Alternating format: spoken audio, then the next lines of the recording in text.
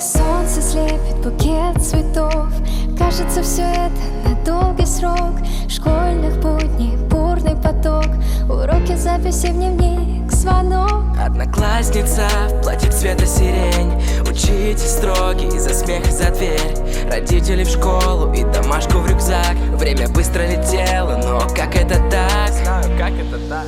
Школа, мы будем скучать. Школа, долго вспоминать. Зачеты, уроки и звонки. Школа, с тобой мы не одни. Школа, помню в первый раз идем мы в первый класс. Сегодня в зале выпускной. Школа, мы всегда с тобой.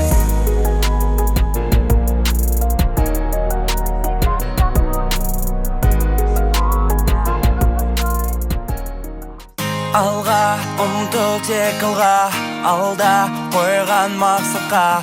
Қолсыз еш таянба сен. Атқан әрбір ақтанға үміт міндет арқала. Қолсыз армандарды сен. Болашақ жарқын болсын, бірлікпен орта толсын. Жетелейтін бізді тек алға. Бәріміз бірге бір үйдің баласындай. Қол ұстасаптан қалмай, жылжимыз сонда тек алға. Бәріміз бірге бір үйдің баласындай. Бірлігімізді сақтай, жылжимыз сонда тек алға. Бәріміз бірге.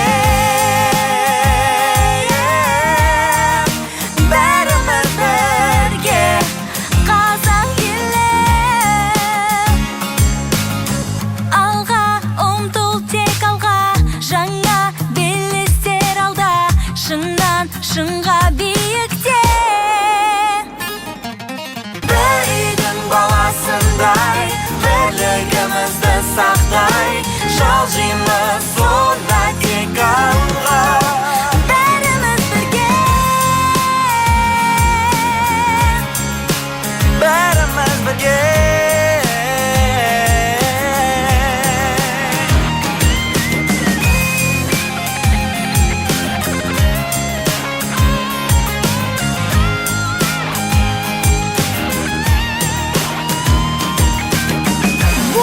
Жарқын болсын, бірлікпен орта толсын. Жетелейтін бізді тек алға. Бір үйдің баласындай, қол ұстасаптан қалмай, жылжимыз сонда тек алға. Бәріміз бірге бір үйдің баласындай. Бірлігімізді сақтай, жылжимыз сонда тек алға. Бәріміз бірге. Бәріміз бірге. Қазақ елі, қазақ елі.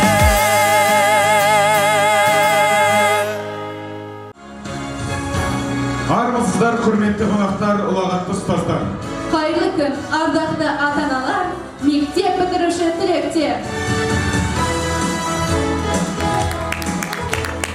Міне, тағы бір оқу жылы аяқталып, мектебіміздің түлектері бүгінгі салтанатты жиында аттестат алғалы отыр. Бұл күн мектеп тарихында мектеп бітіруші түлектер есінде мәңгі қалатын күн. Олай болса, қуаныш пен толқынысқа толы аттестат тапсыру рәсімін ашық деп жариялаймыз.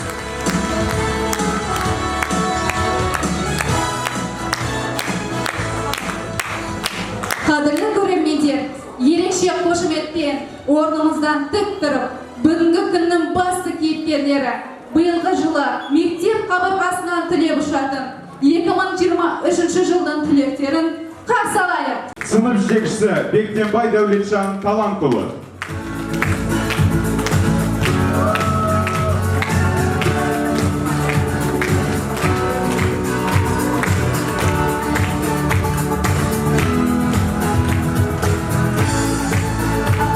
Нұрлы үмітін арқалаған арқаға, жан сәулесін тарататын баршаға шын пейілмен құрметім өнерімізді көрсетіп, 11 бұда шықты міне ортаға. Сынып жетекшісі Нұрқасимова Айжан Күсмолияқызы.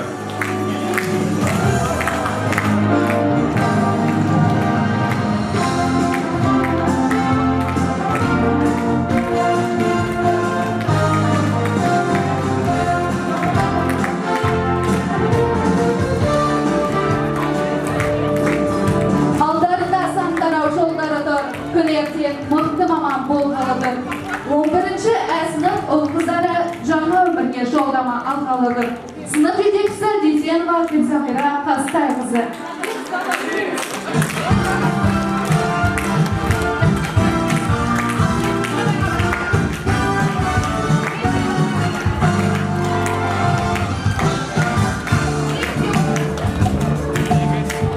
Әрбір шәкірт гимназия керегі, ұстаздары оларға үлкестенеді. Қолсоғаяқ қошеметпен Қанекей 11-ші сыныбы келеді.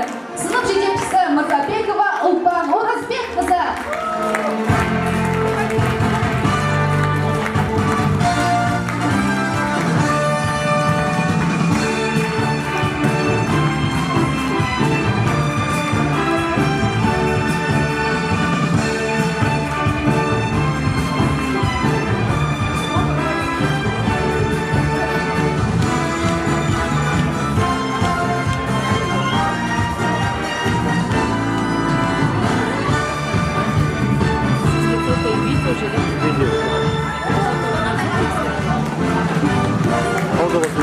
Қошеметтеріңіз.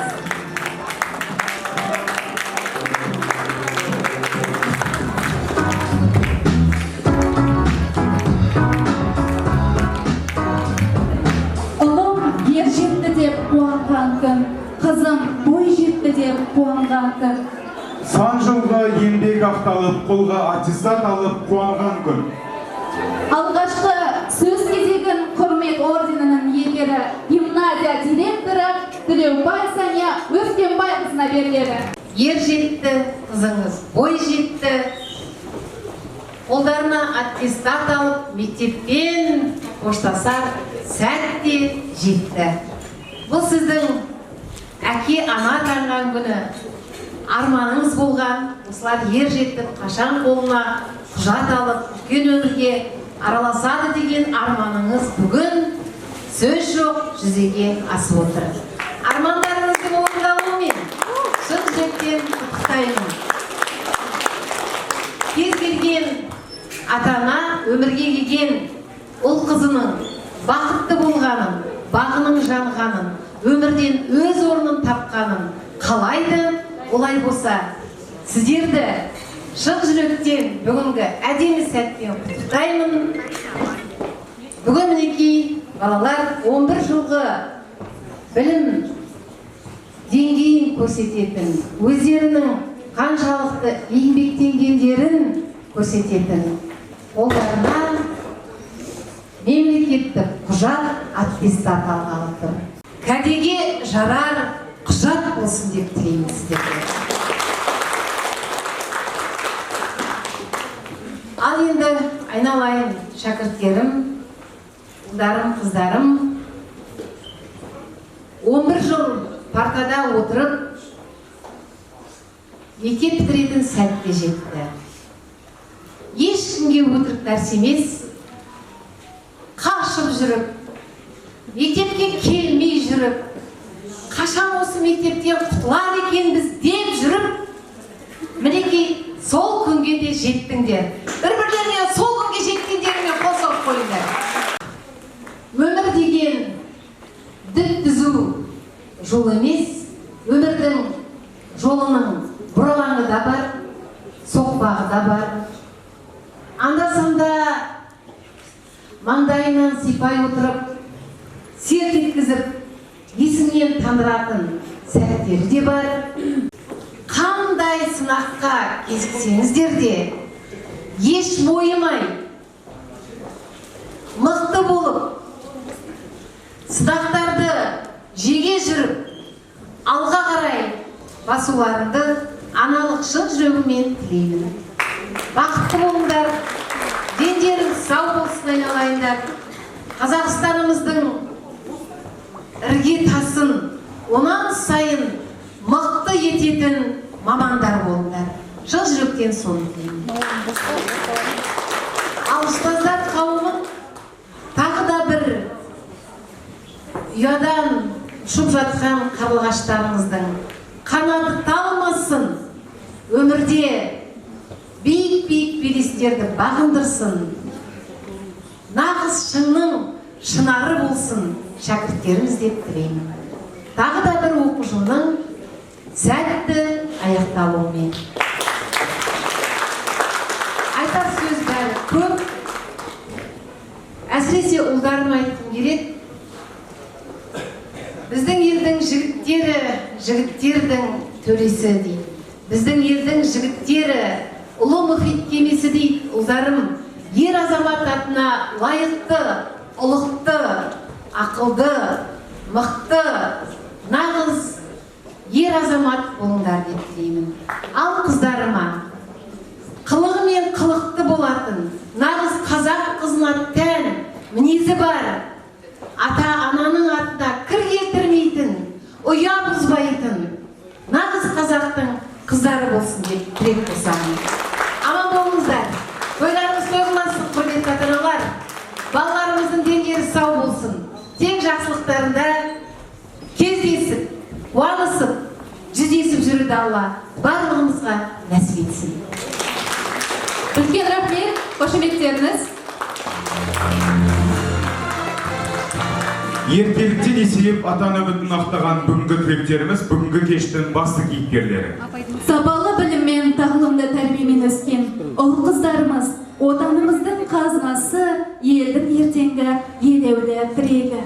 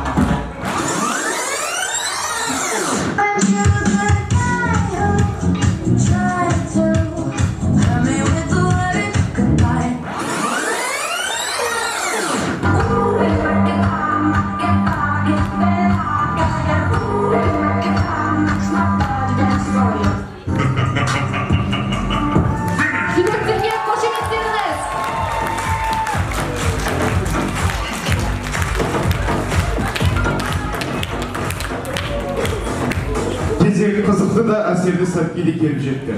Аттестат тапсыру рәсімін жүргізу үшін сахна төріне 11-ші А сынып жетекшісі Дәулетжан Талантұлы мен 11-ші Ә сынып жетекшісі Гүлзағира Тастайқызын шақырамыз.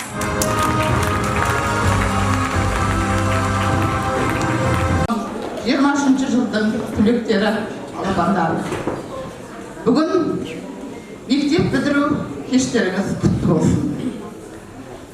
11-ші өз сынып оқушылары деп соңғы рет айтып жатқан шығармыз.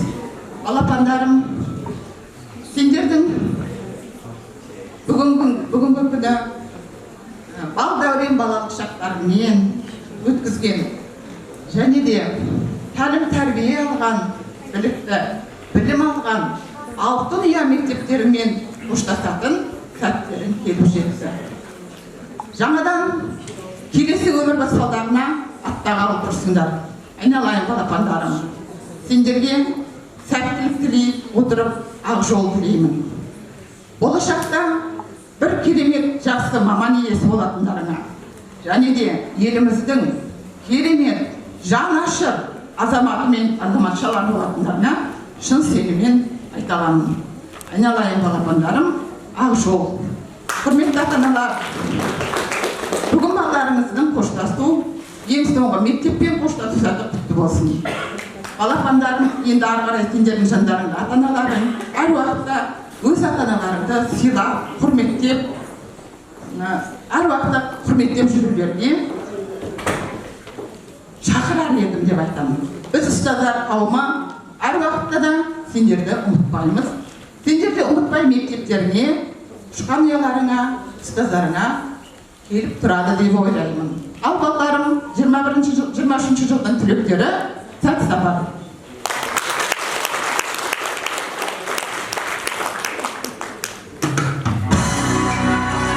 Абдрахман Хангерей.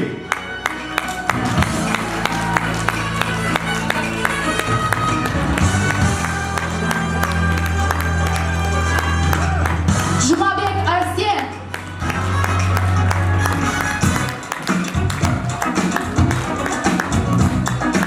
Аюхан Дильназ.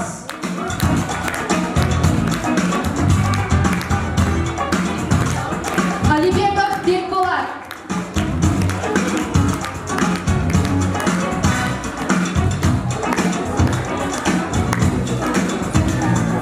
Бейімбетов Жәнібек.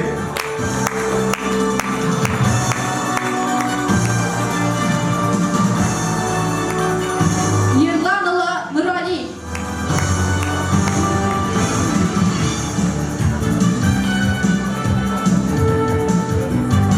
Есімбекова Альбина.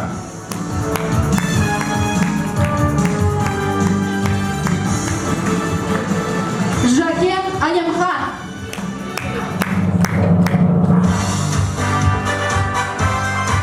Жамшит Қабанбай.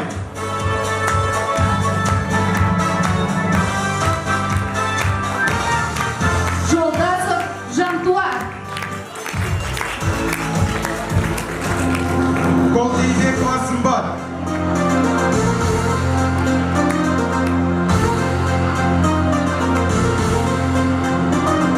Мұхаммедхан Айбек. Монжасар Мейірім. Нұржанов Бекет.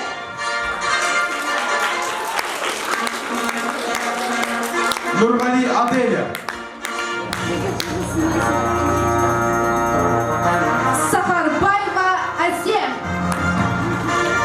Талапов Ерсултан.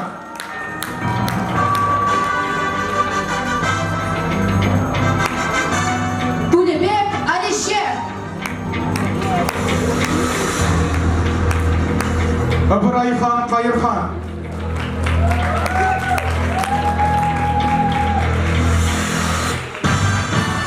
Абубакир Асылбек. Амангелдиев Альнур.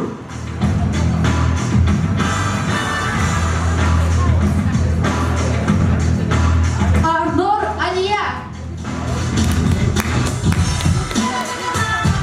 Бақыт Жанел.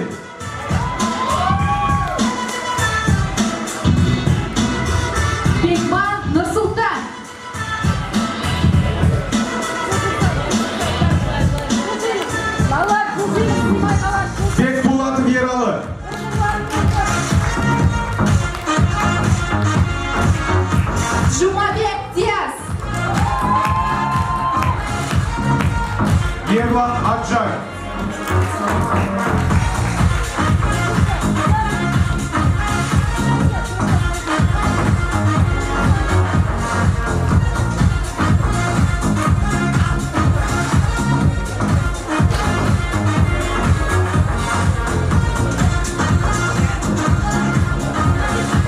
Аттестаттарыңыз құтты болсын. Қошеметтеріңіз!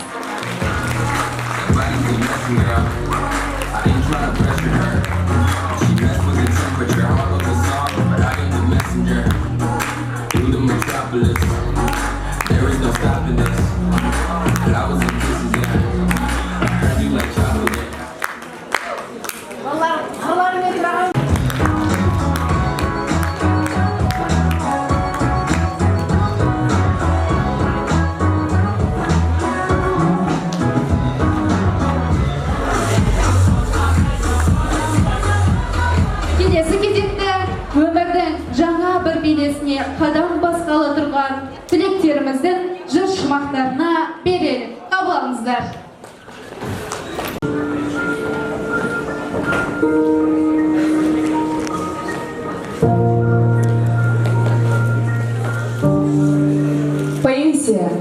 Поэзия, мені негізбедің.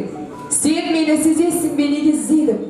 Ала ұртқан таңдардан сені іздедім, қара ұртқан таулардан сені іздедім. Сені іздедім, кездескен адамдарда, бұлақтардан, бақтардан, алаңдардан, шырақтардан, оттардан, жалаулардан. Сені іздедім, жоғалған замандардан. Сені іздедім, досымнан, қасымнан да, ақша бұлттан іздедім жасымнан да. Сен бедедім, ақ нөсер ашылғанда, қызыл жасқы шұғыла шашылғанда, көкжиек пен көкжиек қосылғанда.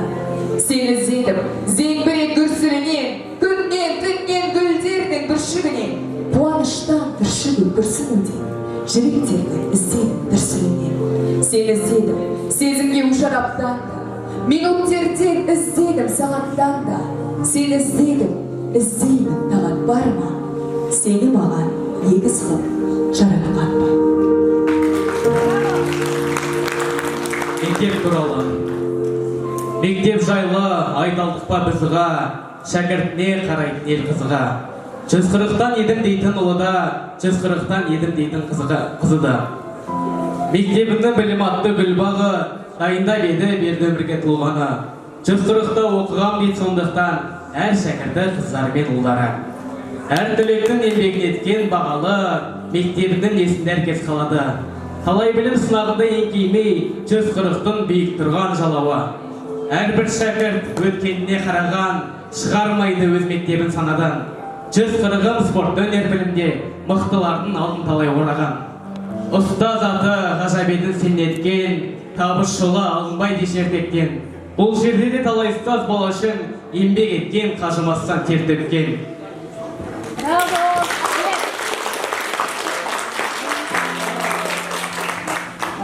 Мектебім, мәңгі бақтырым, қарызбыз саған бәріміз, өзіңе деген парызды ақтаймыз талай әліміз. Ұлылықты ардақ тұтар үнемі, алтын я ақ босаға киелі. Қанат қаққан білім алып өзіңнен, күллі шәкірт саған басын иелі. Тәуелсіз Қазақстан байтақ жерім, қуаныш құшағында бүгін елім. Балалар аманатын алға тартып, жастар міне тұр екен алдында бүгін. Бойларында от бар екен жалындаған, жүректерде шоқ бар екен жарқыраған. Күннен күнге осы шоқты өшірмей, жалыңдандар, шарықтандар әр қашан. Шарамызды одан әрі жалғастырсақ. Аттестат тапсыру рәсімін жүргізу үшін сахна төріне 11-ші басынып жетекшісі Айжан Құсмалияқызын шақырамыз. Сіздермен құрметті әріптестер, ата-аналар, сүйікті оқушыларым, не білім ордасына тарыдай болып кіріп, таудай болып, осындай өмірге қадам басып жатсыздар. Сіздердің қанаттарыңыз талмасын, ақ жол тілеймін. Өздеріңіздің 11 жыл алған білімдеріңіз кәдеге жарап, осындай бір оқудың менің жемісін көріңіздер. Тек қана ақ жол тілеймін, қанаттарыңыз талмасын, тек жеңістерде ғана көрейік сіздерді.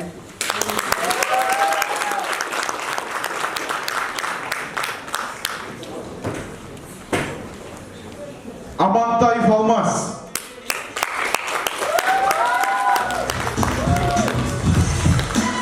Ибрагим Ұлжан.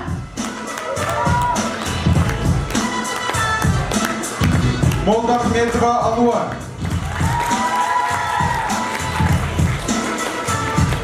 Нигерван Елдана. Сапар Алихан.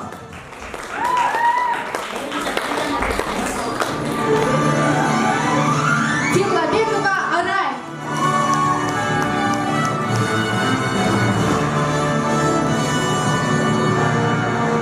Бекежан Ерболат. Даулет Қарақат.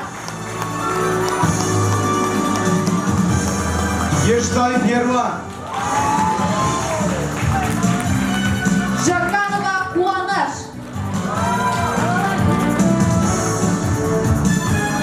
Заканов Ерасыл. Завод Зере.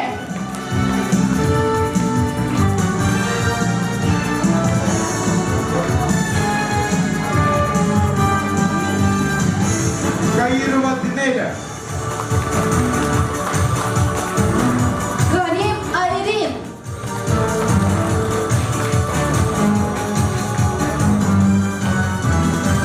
Кутибаева Аружан. Құрманбек Амина.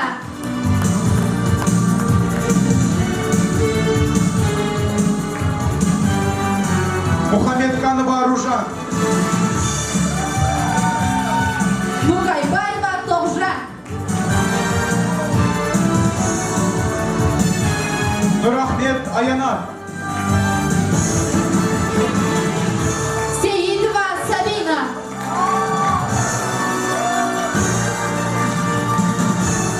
Сейіткалиева Ақжүніс.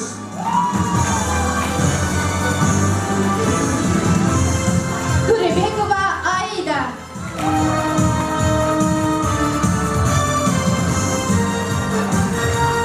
Білеген Елдана. Өскенбай Айғаным.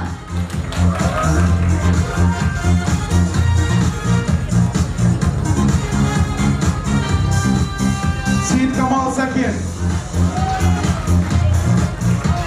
Мәулен Дархан.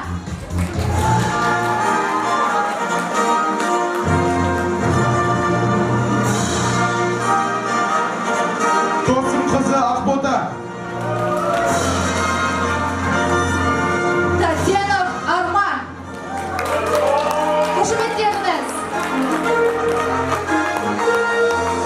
Аттестаттарыңыз құтты болсын.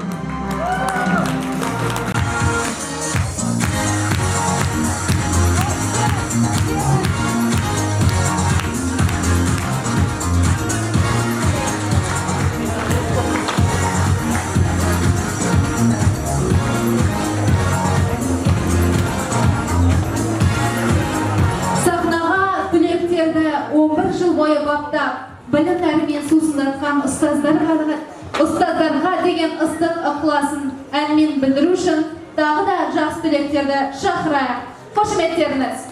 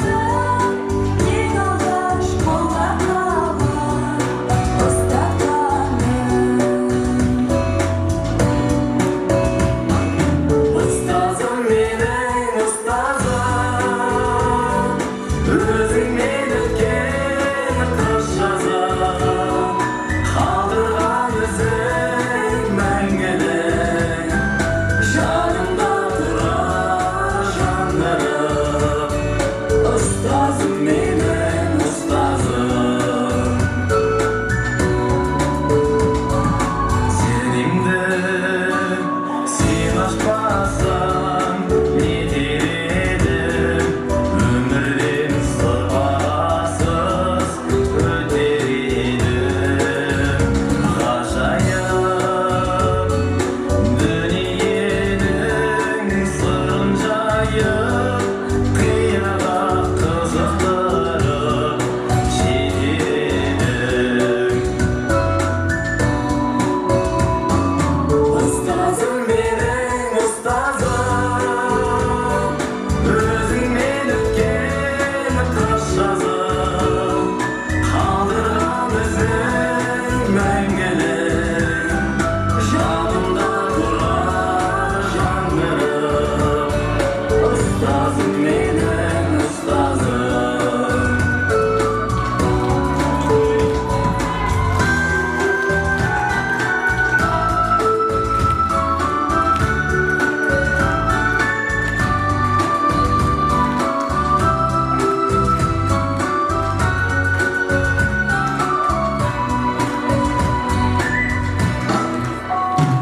өзіңнен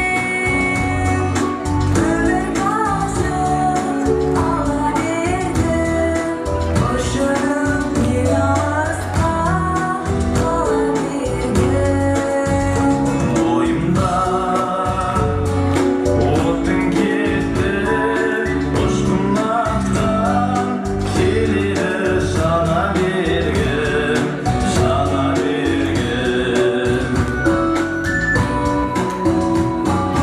ұстазым менің ұстазым өзіңмен өткен қыс жазын қалдырған ізің мәңгілік жанымда тұрар жаңғырып ұстазым менің ұстазым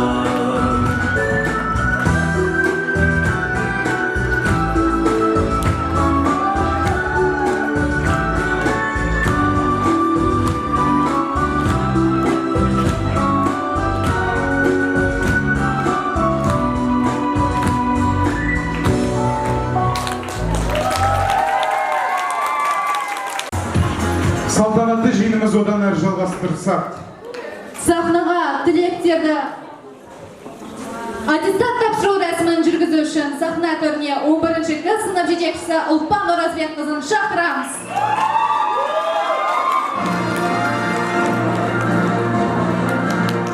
Сәлеметсіздер ме, қайырлы күн, құрметті ардақты біздің 140-ші гимназияның ұстаздары, құрметті ата-аналар, сіздерді бүгінгі келіп жеткен оқушыларымыздың мектеп бітіру кешіне келгендеріңізге шын жүректен құттықтаймын. Барлықтарымыздың бір арманымыз біздің осы балаларымыздың болашағы. Алла осы болашағын жарқын етсін балаларымыздың. Дені сау болсын, өмір жастары ұзақ болсын. Өмірде тек қана өздерінің аңсаған оқу орындарына, өздерінің аңсаған бақытты күндеріне жетуіне тілектеспін. Барлықтарыңызды шын жүректен құттықтаймын, құрметті ата-аналар, және менің ең жақсы көретін 11-ші өз сыныбының оқушылары. Әрқайсыңыз менің жүрегімде. Біз сіздерді қатты жақсы көреміз.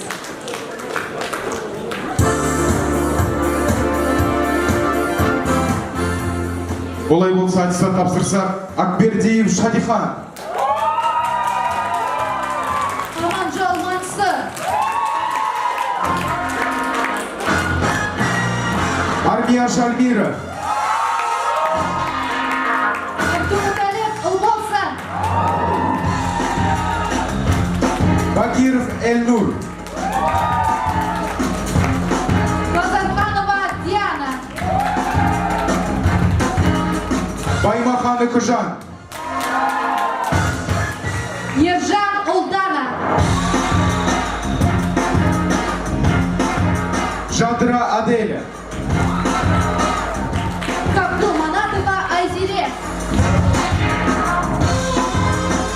Гумаров Нурсат. Кенжебай Диана. Кудабаева Айгерім. Қалжан Сырым. Манатханов Рауан.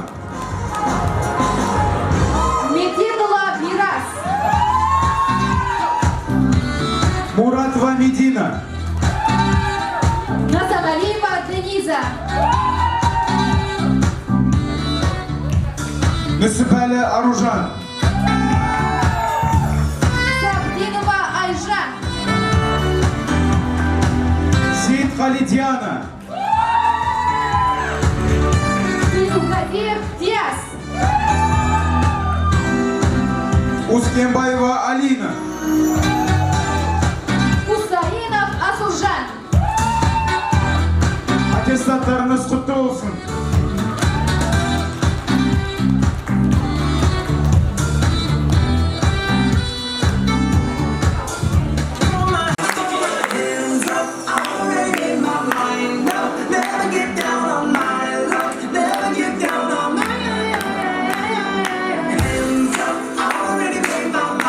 Аттестаттарыңыз тағы да құтты болсын. Қошеметтеріңіз.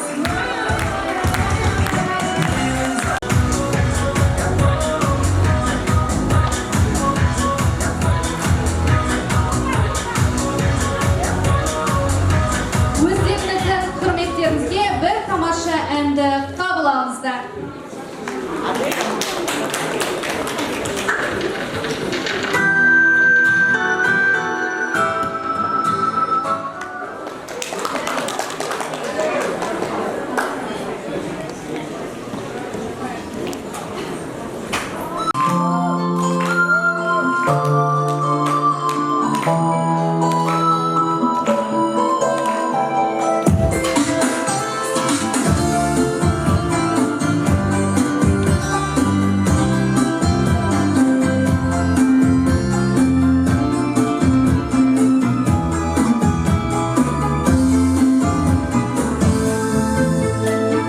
Білімлерін толтырдық біз кеудеге, қателікте болды бізді кей жерде.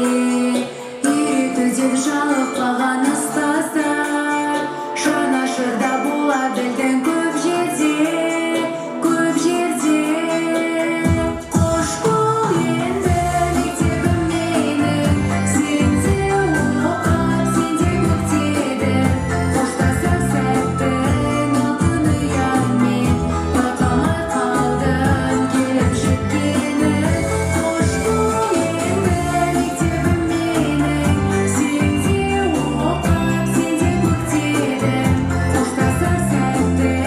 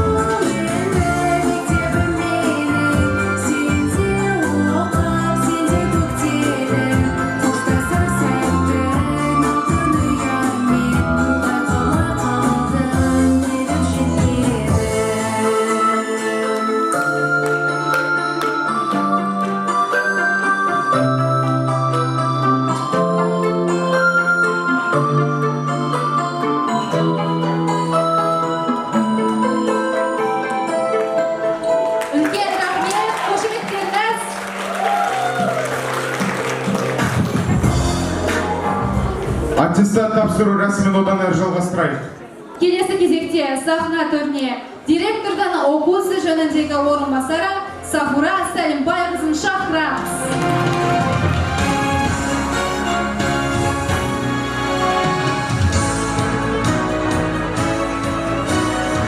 Қайырлы күн, қымбатты ұстаздар, қымбатты ата-аналар, мектеп тұрушы түлектер.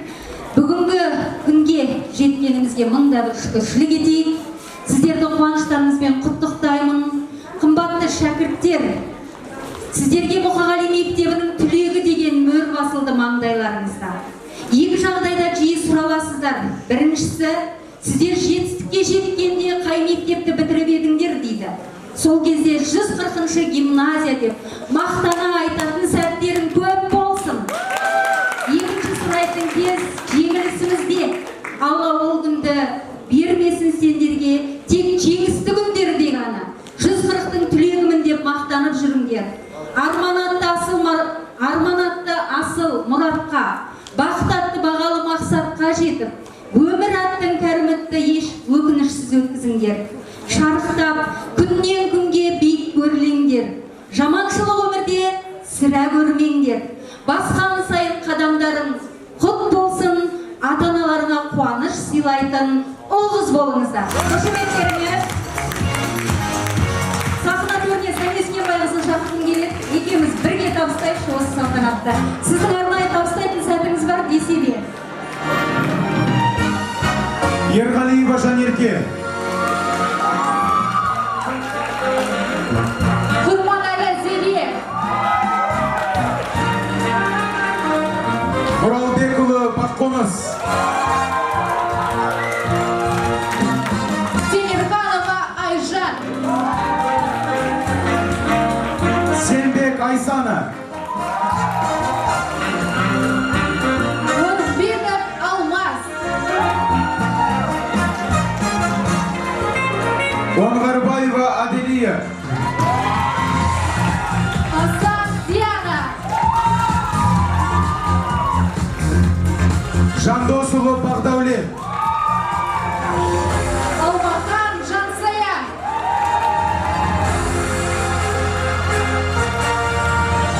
Олжабаева Малика. Викатилова Жансая. Кенесова Айман. Исимова Нұргүл. Жүнісәлі Жаннур. Сүйіндік Қазна. Карибаев Темірлан. Керімбаев Ерболат. Бағдат қызы Мадина.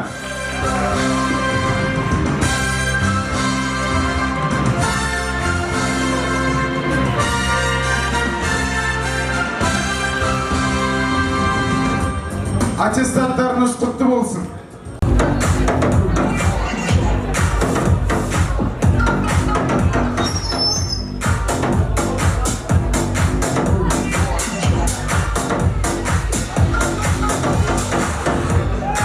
Все хорошо. Сіздерді шын Құттықтаймыз.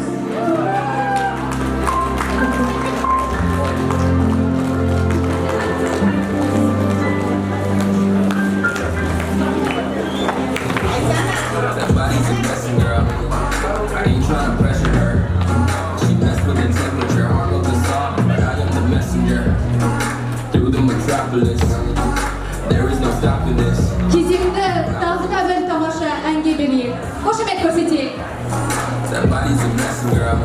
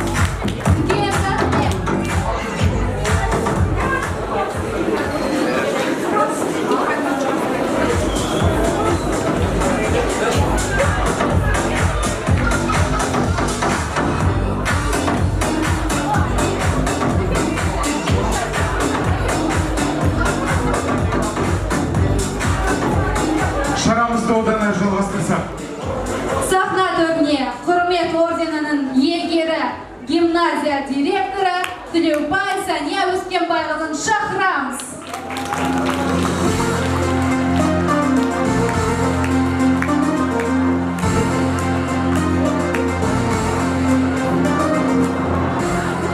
Құрметті шәкірттерім, аттестаттарыңыз құтты болсын. Құрметті ата-ана, құрметті шәкіртім, аттестат ішіндегі баға сіздің еңбегіңіз, сіздің өз еңбегіңіздің жеңісі және жемісі. Келісесіздер ғой? Олай болатын болса, кімге өкпелейміз? Әрбір қойылған бағаға әр шәкірт өз деңгейінде жауап бере алатынына сенімдімін. Құрметті шәкірттерім, өмір сахнасы мектеп сахнасында емес, өмір сахнасы мүлдем бөлек. Өмір сахнасында әрбір адам өз деңгейінде актер, артист бола білуі керек. Сол өмір сахнасындағы актерлық шеберліктеріңіз шыңдала берсін деп тілеймін.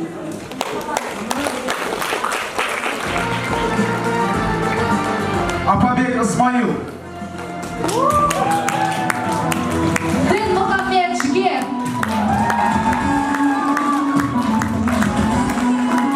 Тимур қызы Аружан. Наубаева Сымбат. Рахымжан Тоғжан. Айыржанова Ару.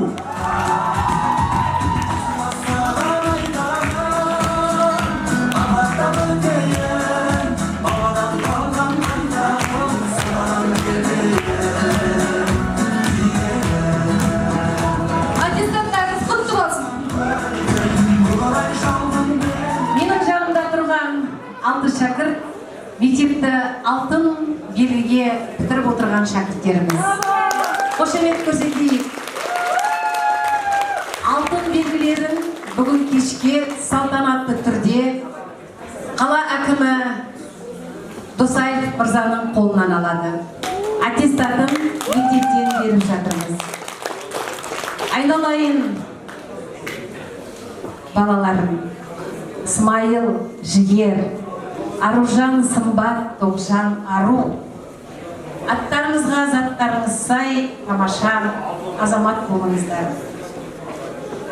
Алтын белгіге үміткер болып, ол алтын белгіні ақтап шығу өте үлкен жауапкершілікті талап етеді. Кеудеге тек қана алтын белгіні тағып қоймай, өмірде соған лайықты нағыз Қазақстанның алтын мамандары болыңдар. Алтын азаматтары болыңдар, азаматшалар болыңдар. Соны тілеймін. Құрметті ата-аналар, еңбек бар жерде нәтиже бар. Осы тұрған шәкірттерімнің ата-аналарына ұстаз ретінде, ана ретінде шексіз алғысымды білдіремін. Мүмкін сіздер ойлайтын шығарсыздар, жоқ, мен осы тұрған балалардың ата-аналарын танымаймын да, білмеймін де, бірақ ата-ананың отбасындағы, ошақ қасындағы балаларына берген тәлімдері мен тәрбиелерін, ата-ананың бала үшін құйған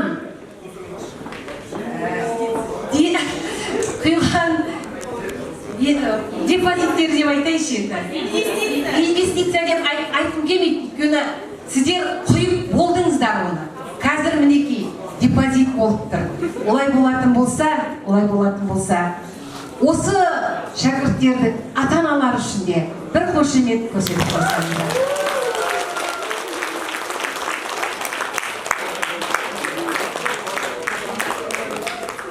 Білім арқалап, сан жаққа арман қуып ұшарсыздар. Бірақ еліңізді, атамекеніңізді ұмытпаңыздар. Ана тіліңізді ұмытпаңыздар. Қазақтың салт дәстүрін ұмытпаңыздар. Ол тек қана осы алтауын айтылған емес. Ол осы бүгін ұядан ұшқалы отырған 104 шәкіртке де арнап айтылады. айналайын балаларым, атам екен мен, ана тілін, қай жерде жүрсеңіздер де, құрметтеп, әке шешелеріңді сыйлайтын нағыз қазақтың ұл қыздары болыңдар деген тілек айтамын. Тағы да құтты болсын айналайындар. Бақытты болыңыздар. Аттестаттарыңыз құтты болсын. Сөз кезегі республикалық байқаулардың жеңімпазы, мектебіміздің мақтанышы Дінмұхамед Жігерге беріледі.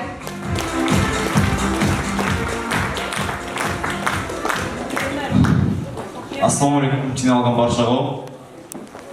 Бүгін шынымен де ерекше күн болып отыр. Бүгін біз Алтын мектебімізбен, аяулы ұстаздарымызбен қоштасып жатырмыз. Осында бар өнерін көрсеткен әрбір түлек мектебімен қоштасып келіп отырған жоқ, қимай отырмыз. Ұстаздарыма, құрметті ұстаздарыма, білім нәрін сусындатқандарыңыз үшін, рухты тәрбие бергендеріңіз үшін сіздерге алғысымыз шексіз. Ал енді мектептің бітірушілердің атынан сіздерге алғыс хат жолдағымыз келіп тұр. Ұстаздарға алғыс. Құрметті Сәния Өскенбайқызы және ұстаздар қауымы, әрбір шәкіртіңізге әліп үйретіп, білімнің асқар шыңына жетелегендеріңіз, адамгершілік рухты жақсы қасиеттерге баулығандарыңыз, отанға деген сүйіспеншілік пен ұлттық сана сезімді бойымызға дарытқандарыңыз үшін сіздерге алғысымыз шексіз. Жаны жайсаң, жүрегі жұмсақ, алақаны аялы, ардақты ұстаздар қауымы, сіздерге зор денсаулық, отбасыларыңызға амандық, толассыз шығармашылық шабыт тілейміз. Шәкірттеріңіз биік шыңдардан көрініп, еңбектеріңіз жана берсін. Ғажайып дүние сырын ұқтырып, санамызға ақыл ұялатып, үлкен өмірге ақ жол тілеп аттандырған ұстаздарымызға мәңгі тағзым етеміз. Әр шәкірттің жүрегіне гүлейттің, ертеңіне сенім артып, нұр еттің. Қанаттарын қатайтып, аяулы ұстаз, жас қырандай қалықтатып түлеттің. Ізгі тілекпен Мұқағали Мақатаев атындағы номері 101 гимназияның 2023 жылғы түлектері.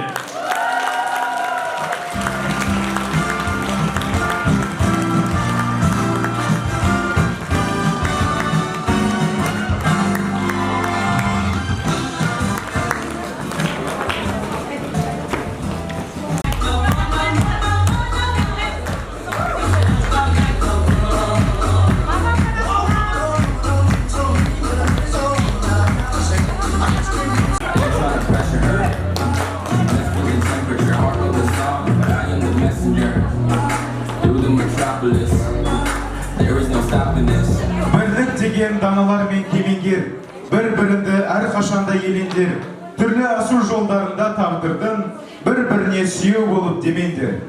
Жақсылық пен ізгілікке үндейміз, ұстаздарды шуақ шашар күн дейміз. Бүгін айтып тілектерді толассыз, тілектерге талмас қанат тілейміз.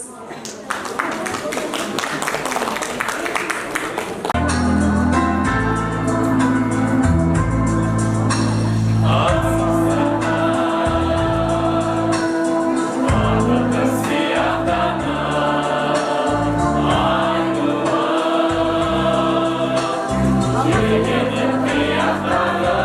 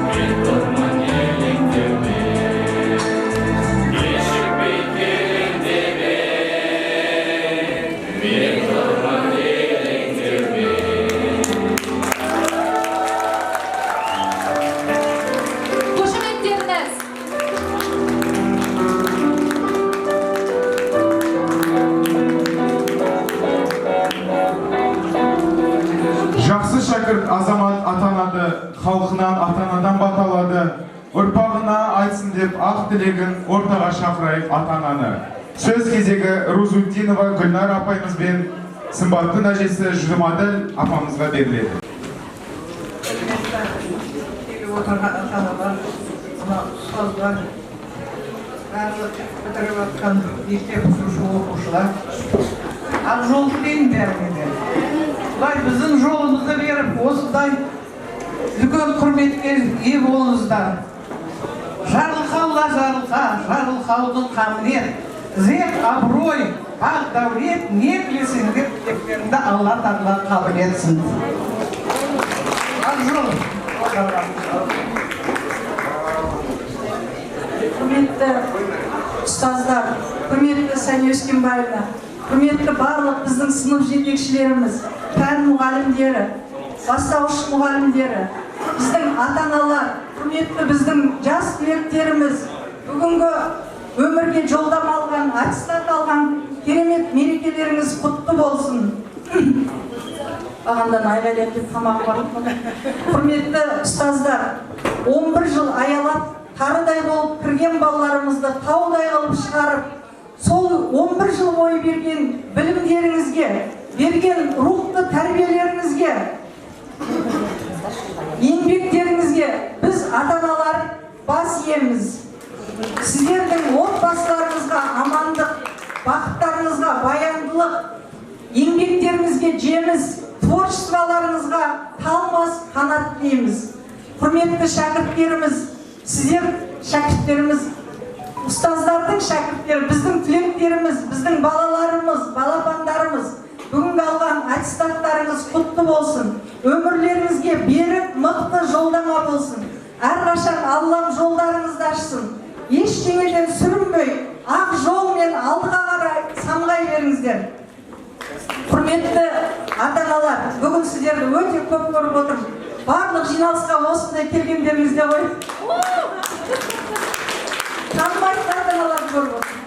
Құрметті ата-аналар, барлығымыз бүгін тақымымызды қысып, бір жыл бойы жүрегімізді қолымызға ұстап бітірген 11-ші жылымыз құтты болсын. Биылғы балаларымыздың еңбегі жемісті болсын. Сіздердің барлық армандарыңыз орындалсын.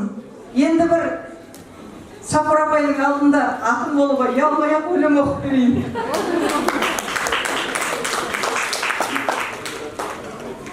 Түлектерің жақсылардың жақсысы, тәртіп күшті, еңбекқор ғой бастысы. Ұшқыр ойлы, өр мінезді намысты, мақтанышы мектебінің әрқайсысы. Келбеттері толысқан жарасымға, ізгілік те, мейірім бәр осында. Алғыр, әдепті, сабырлы, мықты, ақыл білім жетіліп санасында. Ұясынан көргенін іліп ұшқан, білім тәрбие өнегелі ұстаздан, тарыдайдан таудай қылып өсірген, қасиетіңнен айналайын ұл адам. Әліпбиді толығымен жаттатқан, математикадан қосып, алып санатқан, өнер білім, ғылым сырын танытқан, әр баланың ой танымын оятқан. Ең алғашқы ұстаздары аяулы, жылы жүзді алақаны аялы, Шолпан Жанар және Айгүл апайлар, Берік Камал, биік шыңы және бағы саялы. Адамдыққа, адалдыққа тәрбиелеп, әрбір пәннен алды салуы алуан сан керек. Бас иіп, шәкірттері ардақ тұтатын, орта буын ұстаздары бір ерек. Өз ойымен ақыл білім өлшеткен, сыныбына үлгі-өнеге көрсеткен Гүлзағира, Ұлпан, Айжан апайлар шәкірттерін бөліп жармай тең көрген. Біздің ағай бар ма? Әр түлектің жүрегіне жол тапқан, тәрбиесі шын достыққа жалғасқан, кейде ағасы, кейде ұстаз боп сырласқан, шәкіртіне сенім артқан дәулет жан. Білім нәрін аянбай себе білген, әр жүрекке шуағын төге білген, болашағына шәкіртінің сене білген, ұстаздары шебер әрі көреген. ұстаздары ақыл берген, ой берген, шәкіртінің талабына жол берген, көкке ұшамын дегендерді демеген, адал, ізгі, иманды жолды оң көрген. Сапур апай, Жанар апай, Заур апай, Ержан ағай, Дәурен ағай, Сәуле апай, Бекболат ағай, Айгүл апай, Венер апай, дарынды, шығармашыл, рухани бай. Ақыл парасат, сабыр менен төзім, баға жетпес, білім мен сана сезім, ұрпағына осыны сіңіруге тырысқан, түлектеріңнің риясыз досы өзің.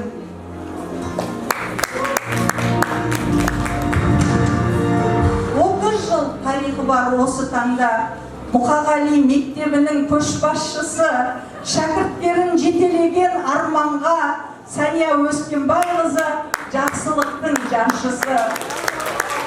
Мектеп қанша жыл мектебіңе еңбек еттің, мектебіңді ертегідей көркеметтің, ұлағатты, кең пейіл, нағыз ұстаз, әр шәкіртті балам деп еркелеттің. Баурап алдың, оқушыларыңды қымбаттың, кең құшағын аясындай гүл бақтың, алар сыйың, шәкірттерің, берерін көп ардақтым, елің берер бағасын ұлағаттың. Болашақтың қамышын бәрін жасаған, білім бұлағын дарияға жалғаған, денсаулығың зор, шығармашылық табысың мол, үнемі ақ жол болсын, ұстаз деген ұл адам.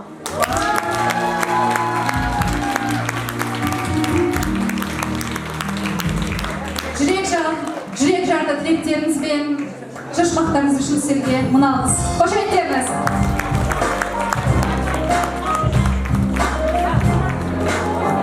Жас жүректің өмірлі. Құрметті ұстаздар, құрметті ата-аналар, енді осы бүгінгі тойымызға арналған шашуымызды арамызда алтын құрсақты, алтын алқалы ата-аналарымыз бар. Ол біздің Сырымның анасы мен Елдананың анасы. Шашуларыңызды ала қойыңыз.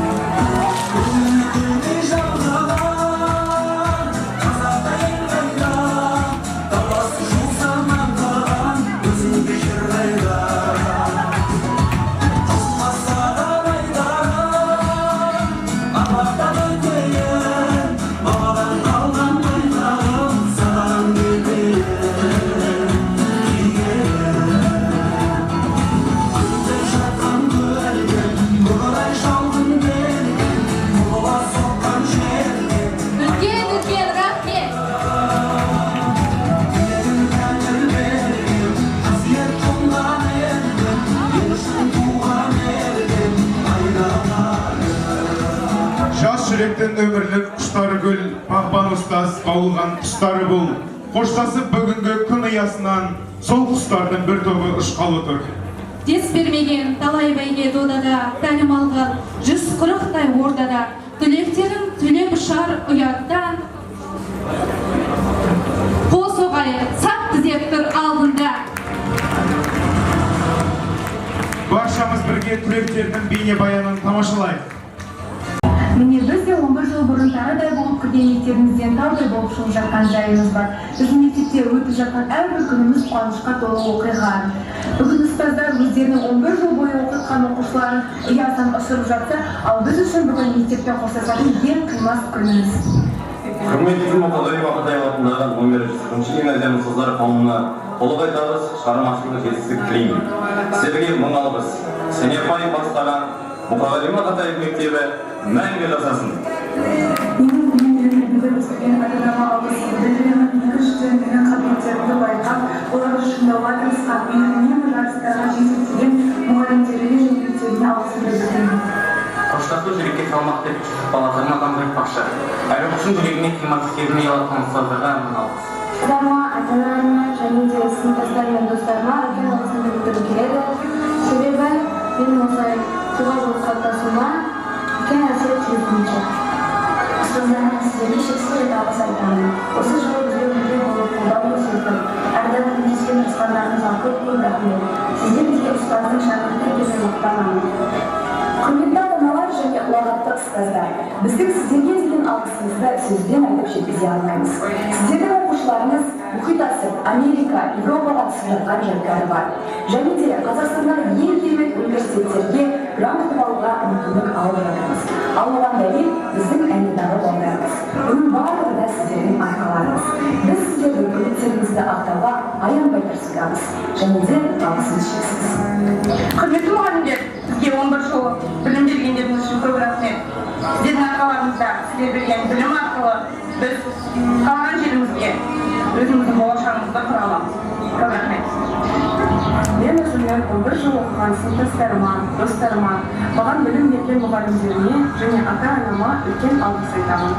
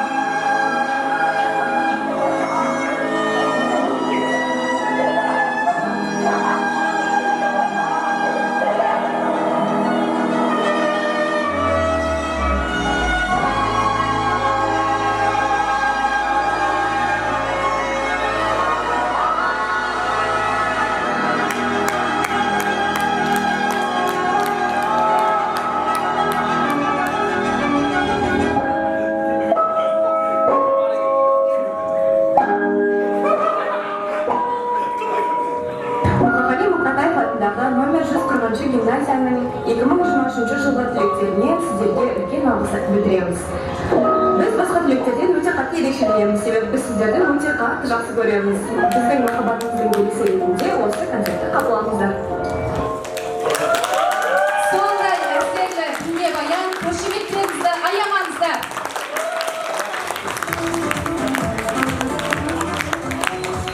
Келесі кезекті қадірлі қонағымыз мәдениет саласының үздігі Абдрахманов Айдар ағамыздың ән шашуын қабыл алыңыздар.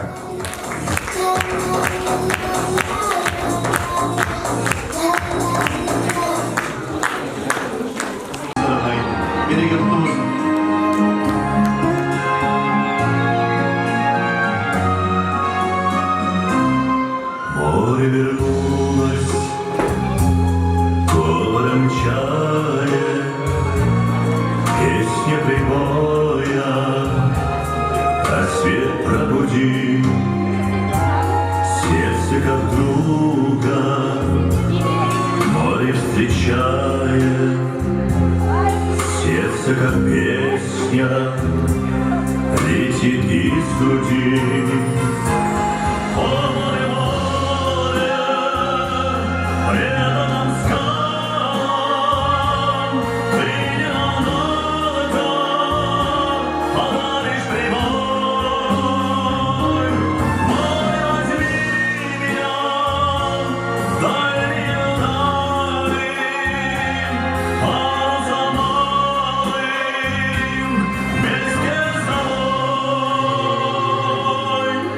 Грустные звезды в поисках ласки сквозь синюю вечность летят до земли. Море встречу детские сказки на синих ладонях несет корабли.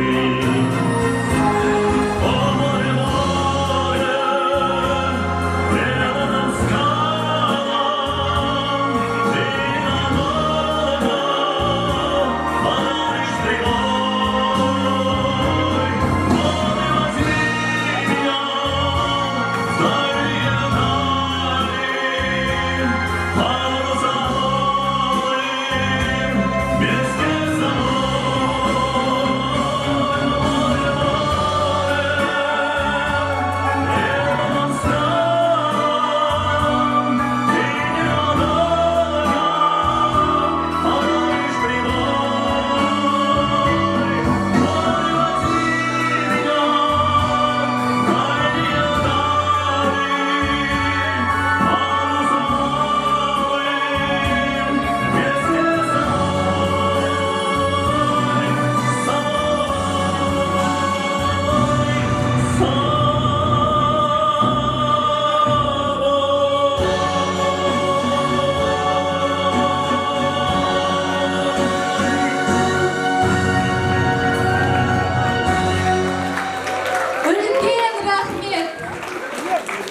Армысыздар, алтын әлемет, қадірлі туған достар, ұстаздар, ата-аналар.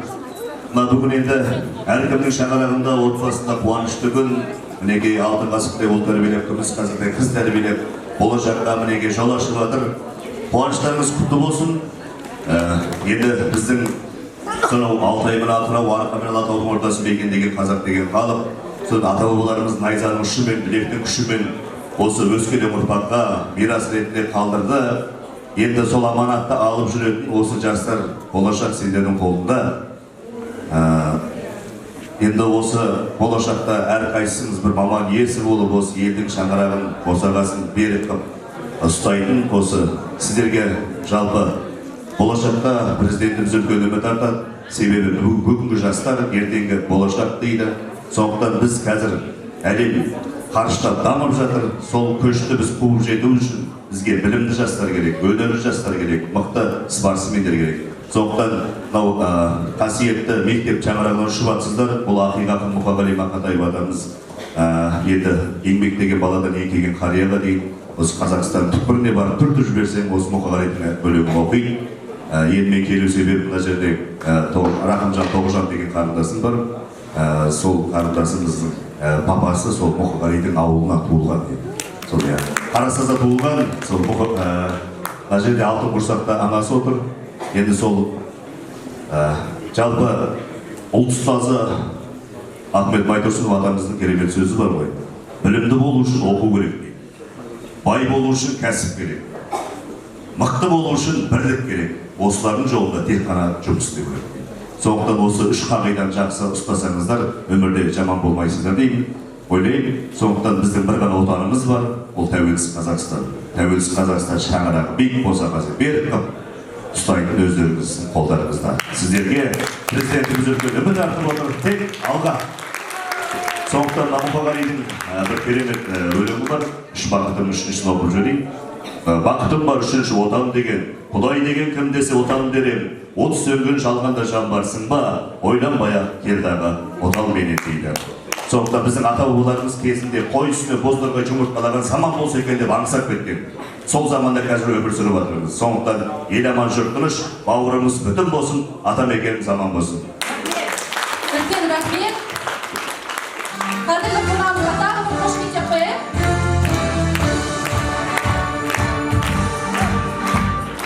Жасыл жайлау, көкті кілем,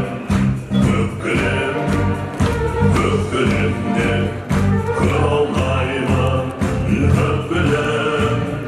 Маңдайрамынан сыйпап өткен самалды,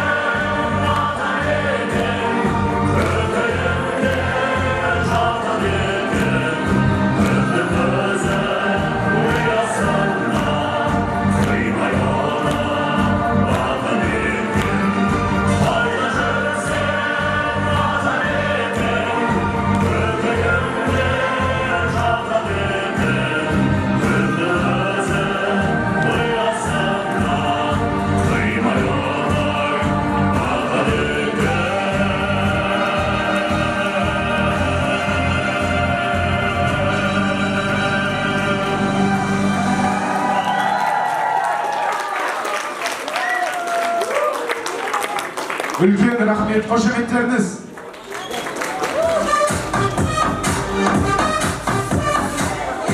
Әр жыл сайын түлектерін түлеткен, айналай мектеп деген жүректен. Алғыс айтып бас иеміз әрдайым тәлім берген ұстаздарға құрметпен. Осымен біздің салтанатты жиынымыз өз мәресіне жетті. Келген қадамдарыңызға гүл бітсін, бағындырар белестеріңіз, асар асуларыңыз көп болсын. Тағы да аттестаттарыңыз құтты болсын.